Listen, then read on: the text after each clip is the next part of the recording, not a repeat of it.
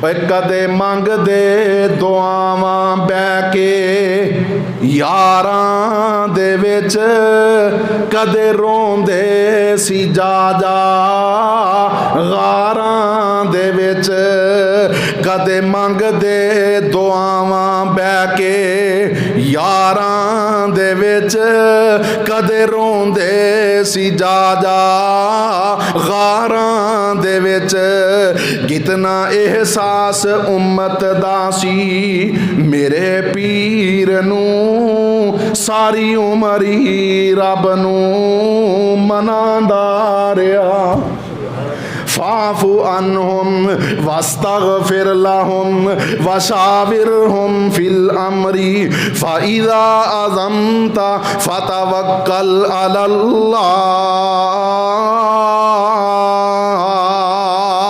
ان اللہ یحب المتوکلین۔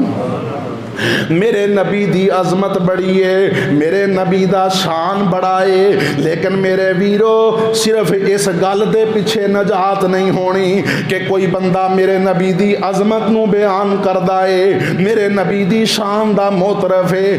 نجات کیویں ہونی ہے کہ میرا نبی جس مشن نو لے کے آیا، جس مقصد واسطے میرے نبی نو مبعوث کیتا گیا، اس مقصد آپ دے مقصد حیات نو پہچانیا جائے اور میرے نبی دے مشن نو اپنایا جائے۔ اللہ اکبر کبیرہ۔ میرا نبی کس مقصد واسطے آیا؟ سب تو پہلی بات کہ آپ لوگاں نو اللہ تو علاوہ غیر اللہ دی عبادت تو روکن واسطے اور ایک اللہ دے سامنے جھکن دی دعوت دین واسطے تشریف لے آئے۔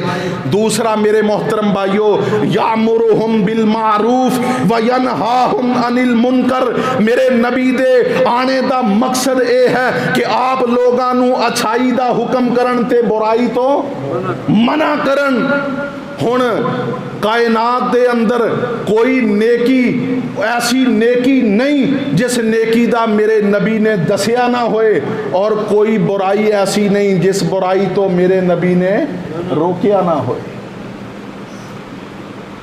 کیونکہ میرے نبی دے آنے دا مقصد یہ وے یامرہم بالمعروف وینہاہم عن المنکر کہ آپ لوگاں نو اچھائی دا حکم دین، برائی تو منع کرن۔ میرے محترم بھائیو، اج سانو اس بات تے توجہ دینی چاہیے کہ اللہ نے دین مکمل کر دیتا ہے۔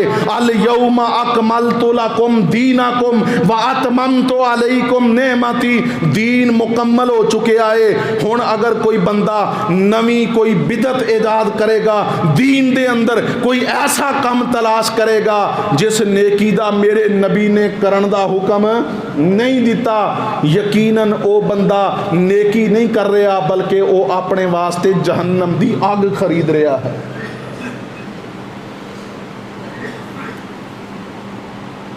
وَيَضَعُ عَنْهُمْ إِصْرَهُمْ وَالْأَغْلَالَ الَّتِي كَانَتْ عَلَيْهِمْ۔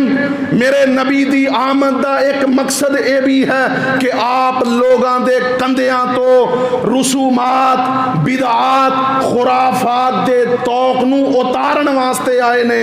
اللہ اکبر کبیرہ۔ میرے محترم بھائیو، اج ذرا اپنے معاشرے تے غور تے کرو، پیدا ہون تے خوشی، فوت ہون تے غمی۔